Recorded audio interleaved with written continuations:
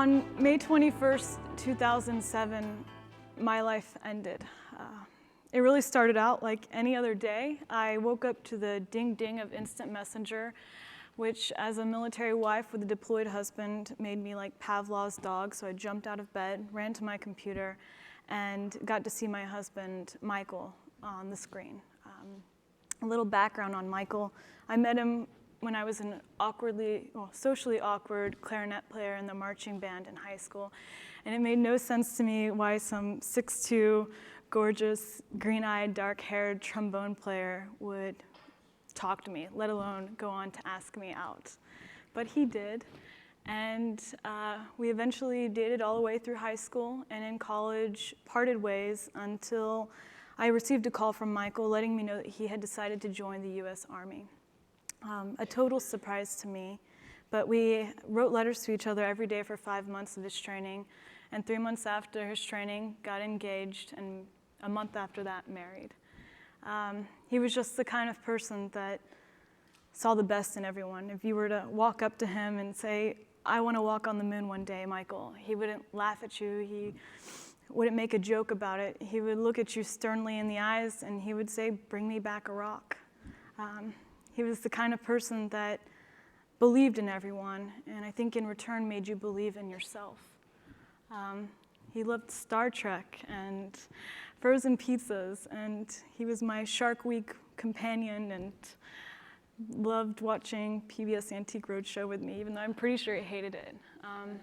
I think the only way I can really describe Michael is he's my soulmate. So on this conversation that morning at 7:30, we talked about really mundane things. We didn't talk about the missions that he was going on or what he was going through over there.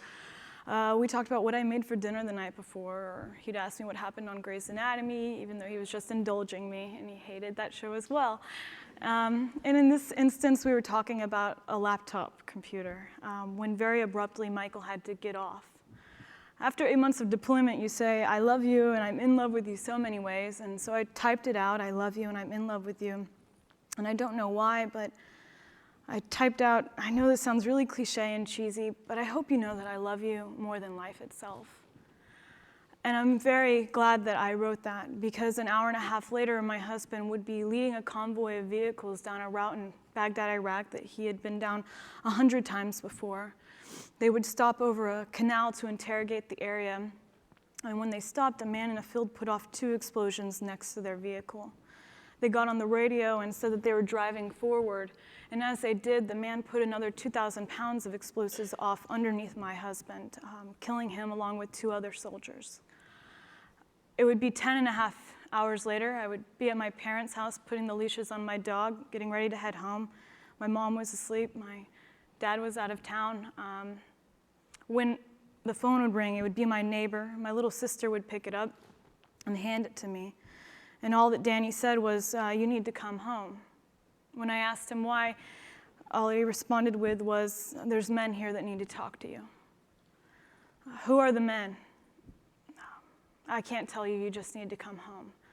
My heart dropped as I dropped the phone and ran up in a panic to my mom, who then went to our next door neighbor's house and asked if he could drive us to my house. It was a 10-minute drive, and it was the longest 10 minutes of my life. I just prayed out loud, "Dear Lord, let it be an injury. Dear Lord, let it be an injury." But I stopped when we turned onto my street, and I saw the 2 men wearing the same uniform that I had just married Michael in a year and a half before, standing next to the unmarked vehicle. I got quiet. At that point, it was just kind of like a movie scene. I got out of the car, walked over to our patio, and remember seeing the 2 men shaking. And in my mind, I'm thinking, I can't wait to talk to Michael tomorrow and tell him about these 2 service members that can't even compose themselves to notify this wife. Because it really hadn't sunk in that Michael was a service member that was killed and I was the wife that they were notifying. After the notification, it was just a whirlwind. The memorial service, writing the eulogy, the obituary, and there was a huge outpouring of support. But weeks later, people went back on with their lives, and it became very apparent to me that the world would keep turning, and I would keep inhaling, and I would keep exhaling without Michael on there. And for some cruel way, I couldn't die of a broken heart. And I'd like to say that with time it got easier, but 3 months later, I truly hit rock bottom in the sense that joining my husband seemed like a better idea than being in a world where people disregarded my grief due to my young age of 21. It seemed better than being in a world where people disregarded my husband's sacrifice because of their political views or because his young age of 22. But it was that same night that I took a step back and I thought about Michael and what he would want more than anything. I know it would be the ability to be able to stand here with me today to fulfill the dreams that we had for each other. And it was then that I knew that I at least had to try to live for Michael until I could find a reason to live for myself. And I knew the first step in doing that would be in embracing this title that I had been given unwillingly, widow. So I went to the one place I knew I could find any of life's answers. I went to Google that same night, and I typed in widow. I pressed enter, and Google came back with a response I'll never forget. Did you mean window? Now, I'm pretty sure that to 99.9% of people, that would be the most discouraging moment. But that response was the catalyst to me diving in. It lit some fire within me, and I found out that the average age of a service member killed is 26, that 51% of those serving are married, that in the past 24 hours, a service member has lost his life in Iraq and Afghanistan. In the past 24 hours, a service member has taken his life due to post-traumatic stress disorder. With those statistics alone, I knew I wasn't alone. I knew that there were other young men and women out there like me, grieving, trying to grasp onto any type of life out there. But it's one thing to hear the statistics. It's another thing to actually remember that just like your husband's life that has become a statistic on the 5 o'clock news, that there's individuals, there's people behind those statistics. And I wanted to bring those people together. It was then that I decided to start a nonprofit. Thank God Google had the answer to that. But I wanted to create a place where these women could come together, these men and women, and get the peer-to-peer support that I think is so necessary to see others like them.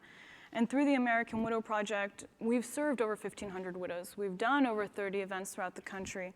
We've allowed them to overcome mental and emotional obstacles by pushing them outside of their physical boundaries. And it's been amazing. It's been an honor for me to look at them in the face and see hope and to see perseverance and to see their spouse's legacy being carried on through their actions. And with our newest program, we're taking it a step further. I think as a nation, it's our duty to recognize that these men and women of our fallen service members don't have wounds that are visible to the eye. You can't see it, but they're there.